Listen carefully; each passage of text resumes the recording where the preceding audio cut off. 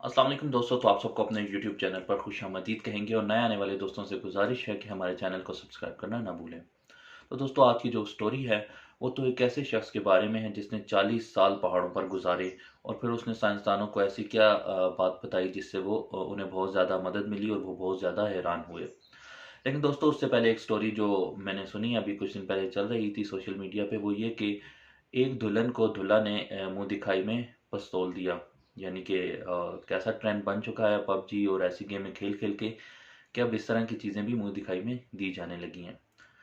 और उस इससे मिलती जुलती एक स्टोरी मुझे ये भी याद आ रही है कि कुछ अर्सा पहले इंडिया की ये खबर आई थी कि वहाँ पर एक दूल्हा ने अपनी दुल्हन को लहसुन और प्याज का हार पहनाया था। तो दोस्तों ऐसी हैरत अंगेज़ खबरें तो आती रहती हैं। बल्कि एक और स्टोरी भी अभी मेरे जहन में आ रही है कि एक सास ने अपने दामाद को एक बड़ी राइफल दी थी शादी के मौका पर तोहफे के तौर पे।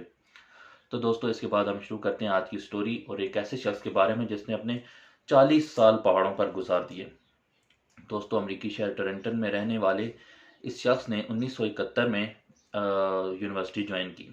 दोस्तों ये यूनिवर्सिटी जाता था और उसके साथ इसने कुछ पैसे कमाने के लिए कुछ काम भी करना शुरू कर दिए। दोस्तों इस लड़के को बिल्ली बार को पहाड़ों से बहुत ज़्यादा मोहब्बत थी और ये पहाड़ों पर घूमना फिरना बहुत ज़्यादा पसंद करता था। अब इसने अपना पेशा भी इसी तरह का चुन लिया था कि यानी कि ये जॉब भी ऐसी करता था कि ये पहाड़ों पर जाके वहाँ के जो पानी था उसकी क्वालिटी टेस्ट करता था और फिर उसकी रिपोर्ट बनाकर देता था। तो दोस्तों उसी साल इसने ये फैसला कर लिया कि ये यूनिवर्सिटी को छोड़ देगा और पहाड़ों पर जाके रहेगा। दोस्तों इसने अपनी यूनिवर्सिटी छोड़ दी 1971 में और पहाड़ों की तरफ रुख कर लिया। दोस्तों इस शख्स ने दुनिया की बिजी लाइफ को छोड़कर पहाड़ों पर जाने का अहद कर लिया था और इसी नीयत से वो अमेरिकी रियासत कोलोराडो जा पहुंचा। वहाँ एक पहाड़ है जिसका नाम पैथन पहाड़ है जो कि 12,631 फीट सतह समुंदर से ऊंचा है। दोस्तों इस पहाड़ पर अक्सर व बेशतर सयाह आते थे लेकिन उसके अलावा यहाँ पर कोई भी शख्स आता जाता नहीं था। अब वहाँ पर एक छोटा सा हट और यानी कि एक लकड़ी का एक कमरा सा बना था जिसमें अक्सर से आकर रहते थे। लेकिन उसके अलावा वहाँ पर उस पहाड़ पर कोई भी ज़्यादा आबादी नहीं थी और जो आबादी थी उस पहाड़ के करीब वो तकरीबन 10 किलोमीटर दूर थी। तो बिल्ली बार ने वहाँ पर जाके रहना शुरू कर दिया।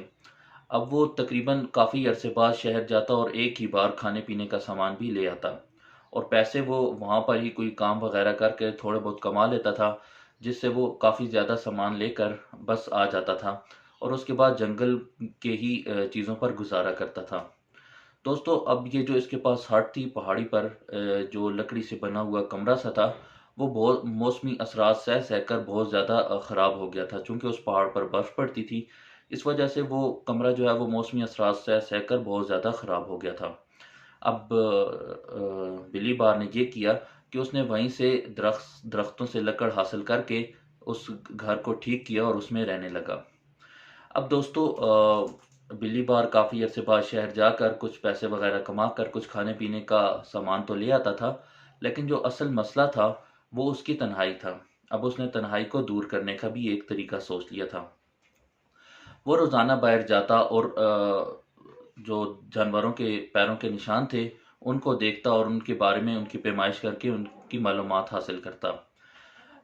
हर साल वो परिंदों के आने जाने का वक्त भी नोट करता था कि परिंदे कौन से मौसम में आते हैं कौन से मौसम में वापस चले जाते हैं। और फिर वहाँ पर बर्फ़ पड़ती थी तो उस बर्फ़ की ऊंचाई यानी कि उसकी डेप्थ को भी बर्फ़ की तह को भी वो नापता रहता था और उसकी गहराई मालूम करने की कोशिश करता था। दोस्तों ये सारा डेटा वो अपनी एक नोटबुक पर लिखता जाता था। दोस्तों बहुत साल गुजर गए वो रोज़ाना अपना जो है वो डेटा लिखता, रोज़ाना जो भी मालूमात उसे मिलती वो उस पर लिखता जाता था। दोस्तों अब बिली बार बहुत मशहूर हो गया था क्योंकि जब वहाँ पर वो रहता था और सयाह आते थे हर साल तो वो उससे मिलते थे। अब वो बहुत से लोगों ने उसके बारे में किताबों में लिखा या फीचर्स में न्यूज़पेपर्स में लिखा तो बहुत से लोग उससे मिलने आने लगे। लेकिन दोस्तों असल वजह ये नहीं थी कि वो वहाँ पर अकेला रहता था, बल्कि इससे भी बढ़कर वजह ये थी कि वो जो मालूमात अपनी नोट्स बुक में नोट करता रहता था अब लोगों को उसमें दिलचस्पी शुरू हो गई। दोस्तों बहुत से साइंसदान उसके पास आए और उन्होंने उससे मालूमात हासिल की। अब उसके पास डेटा इतना ज़्यादा जमा हो गया था कि वो बहुत ज़्यादा नोटबुक्स थी।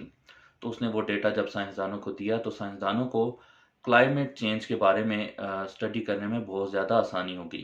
दोस्तों हम सब जानते हैं कि क्लाइमेट चेंज आजकल एक बहुत ज़्यादा बड़ा फैक्टर है, जिसमें बर्फ़ें जो है वो देर से पड़ती हैं और जल्दी पिघल जाती हैं, जिससे सतह समुंदर भी बुलंद हो रही है और काफ़ी ज़्यादा जो समुंदर के करीब शहर हैं उनका ज़ेरे आब आने का भी खतरा है। तो दोस्तों क्लाइमेट चेंज के बारे में पढ़ने में साइंसदानों को बहुत ज़्यादा आसानी हो गई और उन्होंने जो उस डेटा की मदद से जो फाइंडिंग्स निकाली वो यही थी कि अब जो है वो बर्फ़ का देर से पड़ने लगी है और उसका पिघलने की रफ्तार भी बहुत ज़्यादा तेज़ हो गई है। तो दोस्तों ये मालूमात जब बिली बार ने साइंसदानों को दी तो वो बहुत ज़्यादा उनकी मदद हासिल हो गई, क्योंकि 40 साल का डेटा इकट्ठा करना भी एक मुश्किल काम था, लेकिन बिली बार ने उनका ये काम आसान कर दिया था। तो दोस्तों अब साइंसदान उससे मिलने आने लगे हैं और साइंसदान उससे बहुत ज़्यादा मालूमात भी हासिल करते हैं। इस तरह बिली बार मशहूर हो गया और अब उसने अब जो उसकी हट है उसको एक मॉडर्न शेप दे दी है, क्योंकि लोगों ने फिर कुछ उसकी मदद भी की है।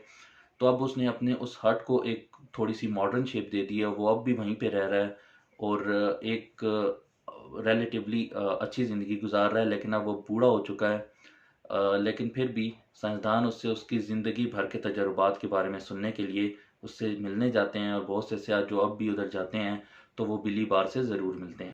तो दोस्तों आपको आज की वीडियो कैसी लगी? अगर अच्छी लगी है तो लाइक शेयर और कमेंट भी ज़रूर कर दीजिए और अगर चैनल को सब्सक्राइब नहीं किया तो सब्सक्राइब भी कर दीजिए और साथ बेल के आइकन को भी प्रेस कर दीजिए ताकि आने वाली वीडियोज़ की नोटिफिकेशन आपको फ़ौरन मिल सकें।